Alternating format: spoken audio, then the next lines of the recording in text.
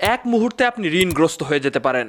ফেসবুকে এই ভুলটা আপনি করছেন না তো? আজকের ভিডিওটা সর্বোচ্চ পরিমাণে শেয়ার করবেন। দেখুন, একজন আমাকে মেসেজ দিয়েছে, কোথায় এখন? আমি লিখেছি বাসায়। তো এই ব্যক্তিটা আমাকে হঠাৎ করেই 10,000 টাকা চাচ্ছে এবং আমি তার কাছ থেকে নাম্বার নিয়েছি, আমি তাকে টাকা দেই নাই। কি ঘটলো বিষয়টা আমি আপনাদেরকে বলছি। আমাদের পরিবারের একজন মুরব্বী ফেসবুক অ্যাকাউন্ট খুলেছিল, তার ফেসবুক অ্যাকাউন্টের সকল ফ্রেন্ড লিস্ট খোলা ছিল। সেই ফ্রেন্ড লিস্টের মধ্যে ছিল আমাদেরই বড় ভাই, একজন ব্যাংক কর্মকর্তা। তো একজন ব্যক্তি টার্গেট করেছে সেই ব্যাংক কর্মকর্তার ফেসবুক আইডি থেকে তার কভার ফটো, তার প্রোফাইল পিকচার নিয়ে হুবহু একটি ফেসবুক অ্যাকাউন্ট খুলেছে এবং সেই ব্যাংক কর্মকর্তারও সকল ফ্রেন্ড লিস্ট খোলা ছিল। সকল ফ্রেন্ডদের ফ্রেন্ড রিকোয়েস্ট দিয়েছে, সবাই রিসিভ করেছে এবং সবার কাছে এইভাবে টাকা চেয়েছে।